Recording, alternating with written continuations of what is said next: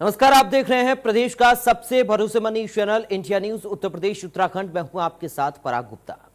सुबह के 9 बज चुके हैं। वक्त है इस समय की बड़ी खबरों का, जिनसे आपको होता है सीधा सरोकार। बस सबसे पहले यूपी के बाहुबलियों के खिलाफ हो रहे एक्शन की बात करेंगे। विधायक विजय मिश्रा भले ही इस वक्त चित्रकूट की जेल में बंद हैं, लेकिन उनकी पत्नी रामलली और बेटा विष्णु अभी भी फरार हैं। पुलिस लगातार छापेमारी कर रही है, तो वहीं कोर्ट ने अब विष्णु मिश्रा के खिलाफ एनबीडब्ल्यू जारी कर दिया है। वहीं आज श्री राम जन्मभूमि तीर्थ क्षेत्र ट्रस्ट के सदस्य स्वामी वासुदेवानंद सरस्वती आज अयोध्या पहुंच रहे हैं। वासुदेवानंद सरस्वती रामलला के दर्शन के बाद शिला रखेंगे, क्योंकि 5 अगस्त को भूमि पूजन के दिन वासुदेवानंद सरस्वती कार्यक्रम में शामिल नहीं हो पाए थे।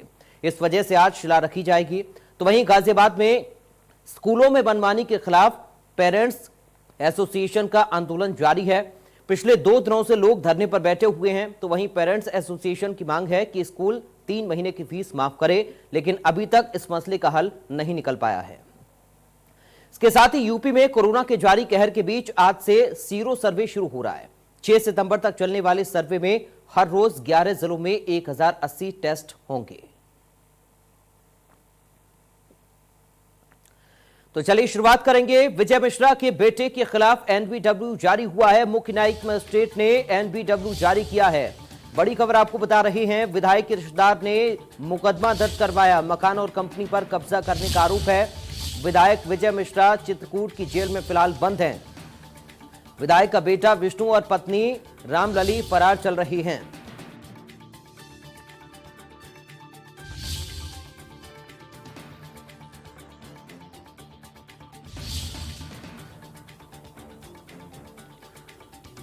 तो ये बड़ी खबर आपको बता रहे हैं। विधायक के बेटे के खिलाफ एनबीडब्ल्यू कोर्ट ने जारी किया है। फिलहाल विधायक का बेटा और पत्नी फरार चल रहे हैं और विधायक जेल के अंदर हैं। विजय मिश्रा के बेटे के खिलाफ एनबीडब्ल्यू जारी हुआ है। मुख्य न्यायिक मजिस्ट्रेट ने एनबीडब्ल्यू जारी किया है। विधायक के एक रिश्तेदार ने ही मुकदमा दर्ज करवाया है। साथ ही आपको बता दें कि विधायक का बेटा विष्णु और पत्नी रामलली फरार चल रही हैं। मकान और कंपनी पर कब्जा करने का आरोप है और इसी संबंध में ये मामला दर्ज हुआ है। विधायक के रिश्तेदार ने ही ये मामला दर्ज करवाया है। तो विधायक विजय मिश्रा के बेटे के खिलाफ एनबीडब्ल्यू जारी हुआ है। मुख्य न्यायिक मजिस्ट्रेट ने एनबीडब्ल्यू जारी किया है। विधायक के रिश्तेदार ने ही मुकदमा दर्ज करवाया है। साथ ही विधायक का बेटा विष्णु और पत्नी रामलली फिलहाल फरार चल रही हैं। मकान और कंपनी पर कब्जा करने का आरोप है और इसी संबंध में यह मुकदमा दर्ज हुआ है। तो विजय मिश्रा के बेटे के खिलाफ एनबीडब्ल्यू जारी हुआ है। मुख्य न्यायिक मजिस्ट्रेट ने एनबीडब्ल्यू जारी किया है। साथ ही आपको बता दें कि विधायक का बेटा और पत्नी फरार चल रहे हैं। विधायक के रिश्तेदार ने ही मुकदमा दर्ज करवाया है। बेटे और पत्नी विधायक के फरार हैं। मकान और कंपनी पर कब्जा करने का आरोप लगा है। विधायक के रिश्तेदार ने ही मुकदमा दर्ज करवाया है। विजय मिश्रा के बेटे के खिलाफ एनबीडब्ल्यू जारी हुआ है। तो मुख्य न्यायिक मजिस्ट्रेट ने एनबीडब्ल्यू जारी किया है। ये बड़ी और अहम जानकारी आपको दे रहे हैं। विधायक के रिश्तेदार ने ही मुकदमा दर्ज करवाया है। इसके साथ ही विधायक का बेटा विष्णु और पत्नी रामलली अभी फरार चल रही हैं। मकान और कंपनी पर कब्जा करने का आरोप लगा है। तो ये बड़ी और अहम जानकारी आपको बता रहे हैं। विधायक विजय मिश्रा के बेटे के खिलाफ एनबीडब्ल्यू जारी हुआ है। मुख्य न्यायिक मजिस्ट्रेट ने एनबीडब्ल्यू जारी किया है। विधायक के रिश्तेदार ने ही मुकदमा दर्ज करवाया है। फरार चल रहे हैं विधायक का बेटा और पत्नी। मकान और कंपनी पर कब्जा करने का आरोप लगा है और इसी संबंध में यह मुकदमा दर्ज हुआ है। चले बढ़ते आगे, अगली बड़ी खबर की बात करेंगे। आज अयोध्या पहुंचेंगे स्वामी वासुदेवानंद सरस्वती। आज राम मंदिर निर्माण की शिला रखेंगे। स्वामी वासुदेवानंद सरस्वती रामलला के दर्शन करेंगे। ये बड़ी और अहम जानकारी आपको बता रहे हैं। आपको बता दें कि भूमि पूजन के दिन चातुर्मास अनुष्ठान कर रहे थे। पीएम के कार्यक्रम में भी वो शामिल नहीं हो पाए थे, इसलिए आज वो शिला रखेंगे। तो आज राम मंदिर निर्माण की शिला रखेंगे स्वामी वासुदेवानंद साथ ही रामलला के दर्शन करेंगे। भूमि पूजन के दिन चातुर्मास अनुष्ठान कर रहे थे और इसलिए प्रधानमंत्री के कार्यक्रम में भी 5 अगस्त को शामिल वो नहीं हो पाए थे। तो ये बड़ी और अहम जानकारी आपको दे रहे हैं। बड़ी खबर है, आज अयोध्या पहुंचेंगे स्वामी वासुदेवानंद सरस्वती। राम मंदिर निर्माण की आज शिला रखेंगे स्वामी वासुदेवानंद सरस्वती। तो आज स्वामी वासुदेवानंद रामलला के दर्शन करेंगे। दरअसल भूमि पूजन के दिन चातुर्मास अनुष्ठान वो कर रहे थे, इसलिए प्रधानमंत्री के कार्यक्रम में भी शामिल नहीं हो पाए थे। इसलिए आज रामलला के दर्शन करेंगे और साथ ही राम मंदिर निर्माण की शिला भी रखेंगे स्वामी वासुदेवानंद सरस्वती।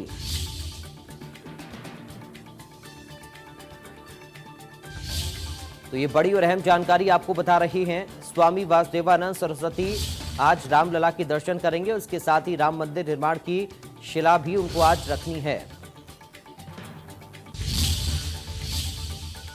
उधर गाजियाबाद में पेरेंट्स एसोसिएशन की महिला सदस्य की तबीयत अचानक से खराब हुई। लोग 2 दिन से लगातार अनशन पर बैठे हैं और इनकी मांग है कि जिन बच्चों की फीस जमा नहीं हुई है उनको भी ऑनलाइन क्लास में जगह मिले, साथ ही 3 महीने की फीस माफ कर दी जाए। आपको बता दें कि हड़ताल पर बैठी साधना सिंह शुगर की पेशेंट हैं और उन लोगों के साथ अनशन पर बैठे हैं जो 3 महीने की फीस माफी समेत 5 मांगों पर अनशन पर बैठे हैं। अनशन पर बैठे लोगों के आरोप लगाते हुए उन्होंने कहा कि साधना की तबीयत खराब होने की सूचना पर प्रशासन ने कोई मेडिकल टीम नहीं भेजी इनके मुताबिक, बल्कि खुद से जुड़े डॉक्टर और उनकी टीम ने इनकी जांच की और दवा दी। तो अनशन पर बैठी महिला की तबीयत अचानक से बिगड़ गई। आपको बता दें कि साधना शुगर की पेशेंट हैं, लेकिन अनशन पर बैठे लोगों का यह आरोप है कि किसी भी तरह से कोई भी मदद स्वास्थ्य के तौर पर प्रशासन की ओर से फिर भी नहीं मिली है। हमारे साथ संवाददाता जतिन गोस्वामी इस खबर पर लाइव जुड़ गए हैं अधिक बातचीत और जानकारी के साथ।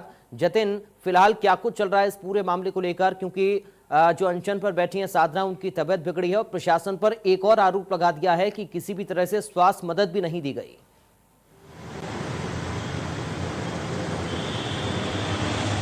देखिए, जो साधना है उनको अस्पताल में उपचार दिया गया है और फिलहाल उनकी हालत ठीक बताई जा रही है, लेकिन ये जो पूरा मामला है ये काफ़ी गंभीर होता जा रहा है। हमने देखा है कि लगातार जो पेरेंट्स हैं वो अनशन पर बैठे हुए हैं, उनकी ये मांग है, साथ ही आरोप भी है। कुछ स्कूल ऐसे हैं जो लगातार फीस की मांग कर रहे हैं, क्योंकि लॉकडाउन हुआ था और लॉकडाउन में बहुत सारे पेरेंट्स ऐसे थे जिनके पास जो फाइनेंशियल कंडीशंस हैं वो खराब हो गई थी, जिनकी आर्थिक स्थिति बिगड़ने के बाद उन्होंने मांग की थी कि लॉकडाउन के दौरान की फीस जो है माफ की जाए, लेकिन सरकार की तरफ से उस पर कोई आदेश नहीं आया, स्कूलों ने आग्रह भी नहीं माना। और आरोप ये भी है कि जब ये फीस जमा नहीं कर पाए पेरेंट्स, तो ऑनलाइन क्लासेस से भी उनके जो बच्चे हैं उनको रिमूव कर दिया गया है। तो पहली मांग तो यही है कि जो बच्चे हैं उनको ऑनलाइन क्लासेस से वंचित ना किया जाए, क्योंकि नियम भी यही कहता है कि आप फीस के लिए किसी भी बच्चे को निकाल नहीं सकते हैं, पहले नोटिस देना होगा और तमाम एक प्रक्रिया होती है उसकी, उसके परिवार से बातचीत होगी, इस तरह से आप निकाल नहीं सकते हैं।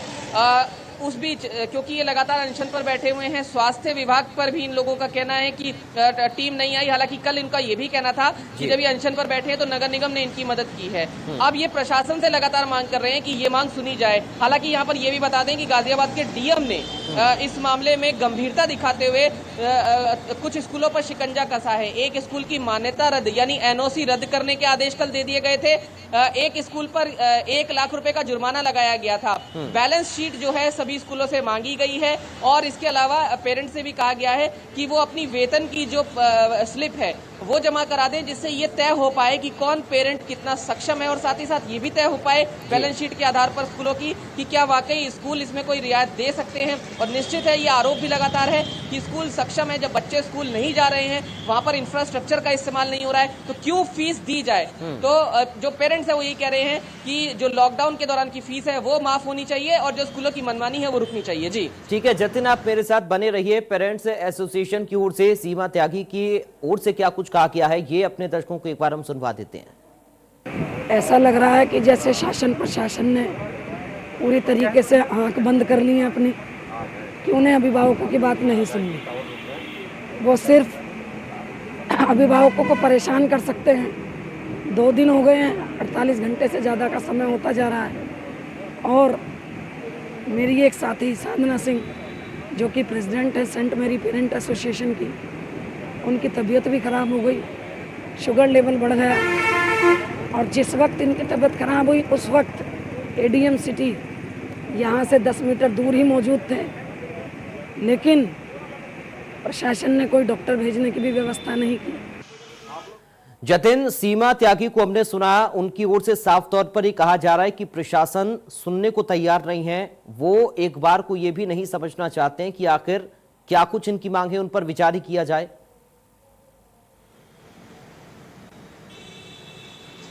देखिए, इसके दो पहलू हैं। ये बिल्कुल आरोप लगा रहे हैं। हालांकि हमने इस विषय में प्रशासन से भी बात की है और हमने ये देखा था कि 2 दिन पहले इस मामले में जो डिस्ट्रिक्ट फीस रेगुलेटरी कमेटी है उसके साथ डीएम ने बैठक की थी।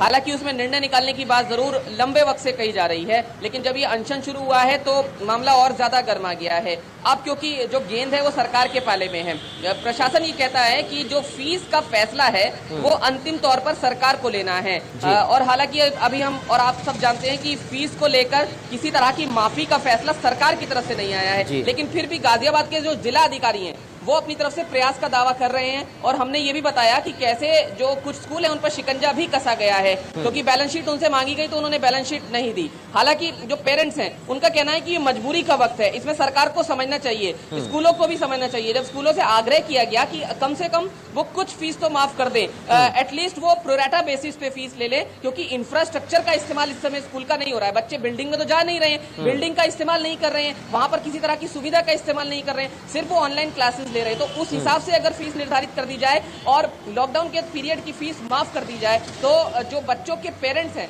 उन पर काफी हद तक बोझ कम हो सकता है। तो ये एक पूरा जो प्रकरण जो है वो इस तरह से गर्मा गया है और इस मामले पर स्थानीय स्तर पर राजनीति भी होने लगी है। लेकिन निश्चित तौर पर ये जो अनशन है ये बहुत बड़ी सिरदर्दी प्रशासन के लिए बना, क्योंकि ये जिला मुख्यालय के बाद प्रदर्शन पर बैठे हुए हैं, अनशन पर बैठे हुए हैं और वहां पर एक पेरेंट की तबीयत खराब हो जाती है, फिर ये आरोप लगता है कि मदद नहीं की जाती है, फिर ये भी आरोप लगता है कि कोई जवाब नहीं दिया जा रहा है। तो तमाम चीजें हैं जिसको अब प्रशासन को देखना है। कब तक प्रशासन इस पूरे मसले से निपट पाता है ये जरूर देखने वाली बात है, लेकिन साथ ही साथ बात ये भी है कि सरकार इस पर क्या कुछ फैसला लेती है ये शासन स्तर से ही साफ हो पाएगा। जी, लेकिन जतिन, अब सवाल यह है कि इस पर फैसला जल्दी ही लेना होगा, क्योंकि ये मामला बेहद संवेदनशील भी है।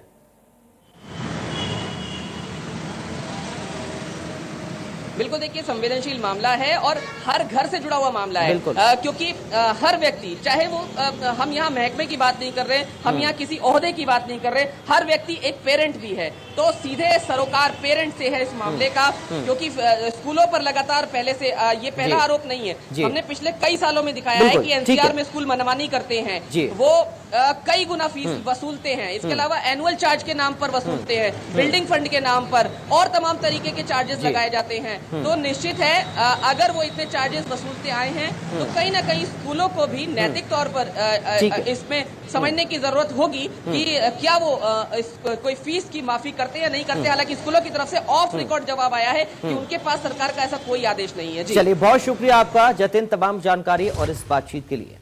फिलहाल बढ़ते आगे। आज से यूपी में सीरो सर्वे शुरू हो रहा है। प्रदेश के 11 जिलों में इसकी शुरुआत हो रही है। 6 सितंबर तक ये सीरो सर्वे चलेगा। हर जिले में प्रतिदिन 1080 जांच करवाई जाएगी। तो ये बड़ी और अहम जानकारी आपको दे रहे हैं। आज से सीरो सर्वे की शुरुआत हो रही है और प्रदेश के 11 जिलों में इसकी शुरुआत हो रही है। आज प्रदेश के 11 जिलों से इसकी शुरुआत हो रही है। 6 सितंबर तक ये सीरो सर्वे चलने वाला है और हर जिले में हर दिन के हिसाब से 1080 जांच करवाई जाएगी। तो ये बड़ी और अहम जानकारी आपको दे रहे हैं। प्रदेश के 11 जिलों से सीरो सर्वे की शुरुआत हो रही है। आज से यूपी में सीरो सर्वे शुरू हो रहा है और प्रदेश के 11 जिलों से इसकी शुरुआत की जा रही है। हर दिन हर जिले में 1080 जांच सीरो सर्वे के आधार पर होगी। 6 सितंबर तक ये सीरो सर्वे चलेगा।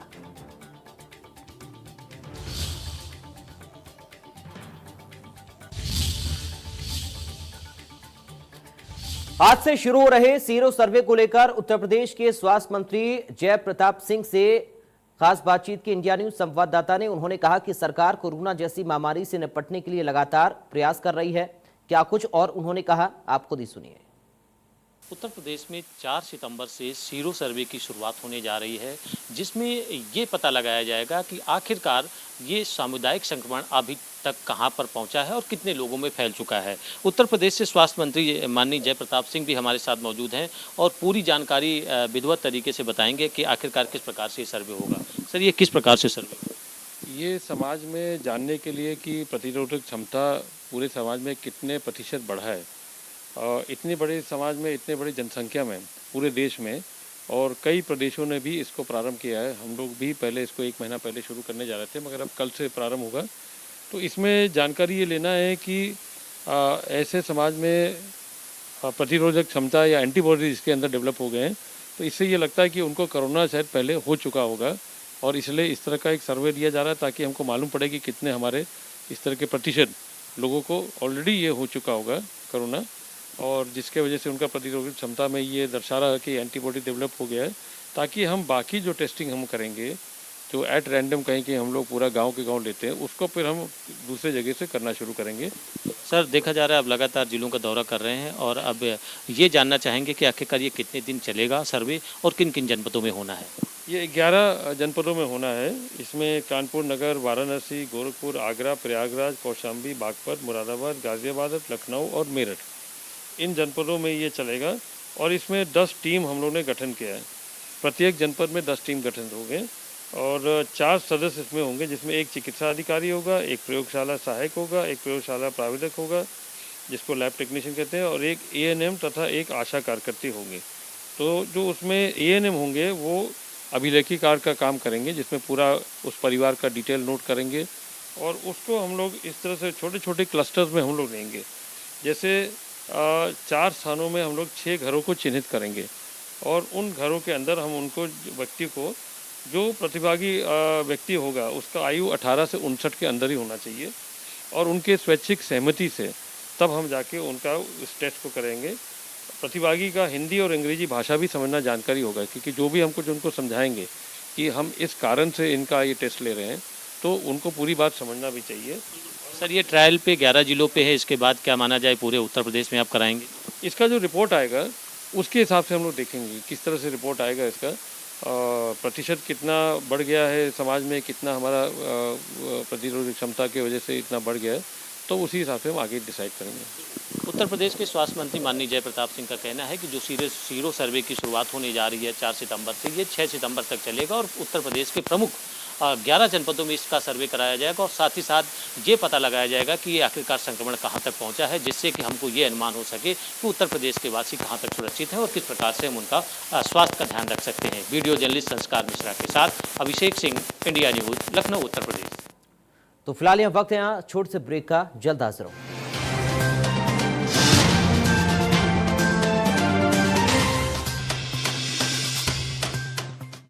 सच्ची सहेली, सच्ची सहेली, सच्ची सहेली, कितनी बार बता चुकी हूँ कि सिर्फ सच्ची सहेली ही है महिलाओं की नंबर 1 औषधि एवं टॉनिक। आज ही नजदीकी मेडिकल स्टोर से सच्ची सहेली आयुर्वेदिक सिरप अपने घर ले आएं। बदबू का खौफ कभी नहीं, क्योंकि अब आया है महकती ताजगी भरा वीको का सौंफ। वीको वज्रदंती अब सौंफ फ्लेवर में। कूका तुलसी गिलोय अर्क, इसमें तुलसी के साथ गिलोय भी है। इसका रोजाना इस्तेमाल आपकी इम्यूनिटी बढ़ाता है। कूका तुलसी गिलोय हमारी इम्यूनिटी के लिए। Vicco turmeric WSO skin cream pouch के साथ पाइए 20 ग्राम वीको वज्रदंती पेस्ट केवल 6 रुपए में। अब त्वचा चमके खूब, दांत भी रहे मजबूत।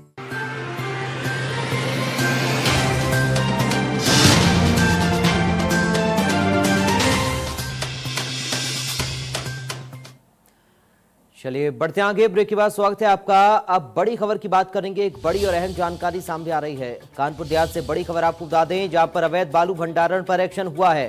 कानपुर देहात से बड़ी और अहम जानकारी आपको बता रहे हैं। डीएम दिनेश चंद्र ने कार्रवाई की है। 2 बालू पट्टा धारकों पर 1 करोड़ 38 लाख का जुर्माना लगाया गया है। 1 सप्ताह में जुर्माना जमा करने का आदेश भी दिया गया है। तो रकम जमा नहीं करने पर पट्टा निरस्त हो जाएगा। ये बड़ी खबर कानपुर देहात से आपको बता रही हैं। बड़ी और अहम जानकारी इस वक्त कानपुर देहात से अवैध बालू भंडारण पर एक्शन हुआ है। डीएम दिनेश चंद्र ने कार्रवाई की है। इसके साथ ही 2 बालू पट्टा धारकों पर 1 करोड़ 38 लाख रुपए का जुर्माना भी लगाया गया है। 1 सप्ताह में जुर्माना जमा करने का आदेश भी है। 1 सप्ताह के अंदर ये जुर्माना जमा करना होगा और रकम जमा नहीं करने पर पट्टा निरस्त कर दिया जाएगा। तो ये बड़ी खबर आपको बता रही है कानपुर देहात से, जहां पर अवैध बालू भंडारण पर एक्शन हुआ है। डीएम दिनेश चंद्र ने इस कार्रवाई को अंजाम दिया। डीएम दिनेश चंद्र ने कार्रवाई की है और साथ ही 2 बालू पट्टा धारकों पर 1 करोड़ 38 लाख का जुर्माना भी लगा दिया है। 1 सप्ताह में जुर्माना जमा करने का आदेश भी है और रकम जमा नहीं करने पर पट्टा निरस्त कर दिया जाएगा। तो ये बड़ी और अहम जानकारी आपको दे रहे हैं कानपुर देहात से, जहां पर अवैध बालू भंडारण पर ये कार्रवाई हुई है। 1 करोड़ 38 लाख का जुर्माना भी 2 बालू पट्टा धारकों पर लगाया है। संवाददाता सूरज हमारे साथ जुड़ गए अधिक बातचीत के लिए। सूरज, क्या कुछ अपडेट इस मामले को लेकर? जी बिल्कुल, आपको बता दें, देखिए कानपुर देहात में अवैध बालू खनन का मामला लगातार सामने आता रहा है और लगातार इसकी शिकायतें भी होती रही, लेकिन कोई कार्रवाई नहीं होती थी। अभी जो तत्कालीन नगर आयुक्त गाजियाबाद से यहाँ जिलाधिकारी बनकर आए हैं कानपुर देहात में, उनको शिकायत मिली थी कि अवैध भंडारण यहाँ पर किया गया है और करोड़ों रुपए का राजस्व का चूना लगाया गया। उस पर उन्होंने संज्ञान लेते हुए एक टीम गठित की और टीम ने जाकर के वहाँ जब नापतोल की तो पता लगा कि जितनी अनुमति थी उससे ज्यादा ही वहाँ पर भंडारण किया गया था। तो ये साफ तौर पर देखा गया है कि जिलाधिकारी ने उनकी रिपोर्ट पे आधार पर 1 करोड़ 38 लाख रुपए का 2 पट्टा धारकों पर जुर्माना लगाया है और ये आदेशित किया है कि 1 हफ्ता के अंदर कि अगर जुर्माना राशि नहीं जमा करते हैं तो पट्टा दोनों के कैंसिल कर दिए जाएंगे। तो ये साफ तौर पर देखा गया है कि खनन अधिकारी की मिलीभगत से ये सब काम पॉसिबल है, क्योंकि बिना खनन अधिकारी के मॉनिटरिंग के इतना बड़ा भंडारण कर लेना ये कोई आम बात नहीं है। जी बिल्कुल सूरज, आगे भी इस तरह की कार्रवाई देखने को मिलेंगी? जी बिल्कुल, जिलाधिकारी जिस तरीके से काम कर रहे हैं दिनेश चंद्र जी, उससे ये लग रहा है कि अब जो बालू खनन माफिया हैं उन पर अंकुश लग सकेगा और सरकार को जो करोड़ों रुपए का राजस्व का चूना लगता था उस पर अंकुश लगाया जाएगा और सरकार को जो राजस्व मिलना चाहिए वो मिल पाएगा। जी बहुत शुक्रिया सूरज आपका तमाम जानकारी और इस बातचीत के लिए। तो डीएम ने कार्रवाई की है। 2 बालू पट्टा धारकों पर 1 करोड़ 38 लाख का जुर्माना लगा दिया गया है। बढ़ते आगे बात करेंगे बुलंदशहर से बड़ी खबर की। एक बड़ी और अहम जानकारी बुलंदशहर से सामने आ रही है। बड़ी खबर आपको बता दें, खनन माफियाओं का आतंक बुलंदशहर में देखने को मिला है। गंगा किनारे बालू का अवैध खनन हो रहा है। गंगा किनारे के खेतों में रेत का अवैध खनन किया जा रहा है। माफिया खेतों में 8 से 10 फीट तक ये खनन कर रहे हैं। इसके साथ ही हसनपुर और सिरौरा गांव में ये खनन हो रहा है। तो बड़ी और अहम जानकारी आपको दे रहे हैं बुलंदशहर से बड़ी खबर। खनन माफियाओं का आतंक बुलंदशहर में देखने को मिल रहा है, जहां पर गंगा किनारे बालू का अवैध खनन हो रहा है। गंगा किनारे के खेतों में रेत का अवैध खनन किया जा रहा है। माफिया खेतों में 8 से 10 फीट तक ये खनन कर रही हैं। तो ये तस्वीर आप देखिए, एक्सक्लूसिव तस्वीर इंडिया न्यूज उत्तर प्रदेश उत्तराखंड पर हम आपको दिखा रहे हैं। खनन माफियाओं का आतंक किस तरह से यहां खुलेआम बालू का अवैध खनन किया जा रहा है।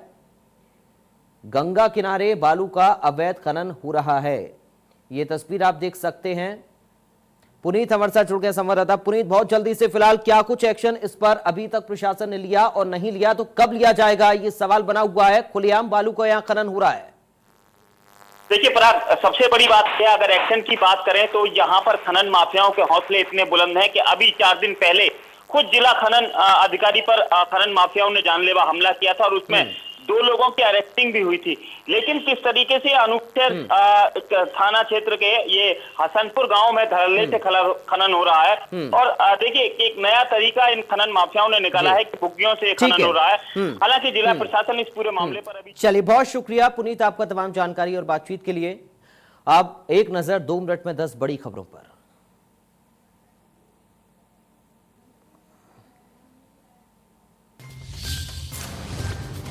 यूपी को स्वदेशी खिलौना उत्पादन का हब बनाएगी योगी सरकार। 3 लाख लोगों को मिलेगा रोजगार। कैबिनेट के सामने जल्द आ सकती है नई खिलौना नीति।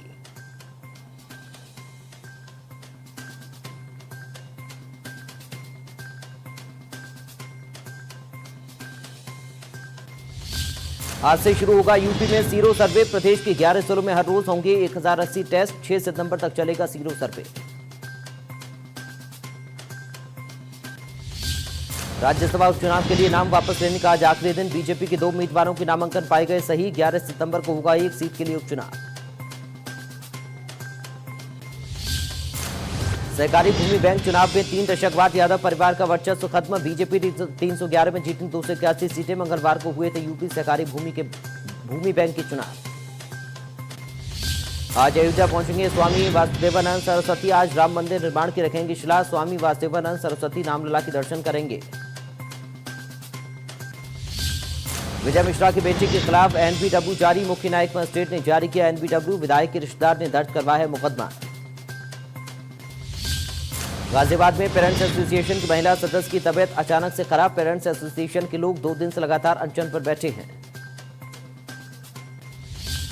बलिया में पुलिस और ग्रामीणों के बीच संघर्ष पथराव में एएसपी समेत कई घायल। पुलिस ने 15 उपद्रवियों को किया गिरफ्तार।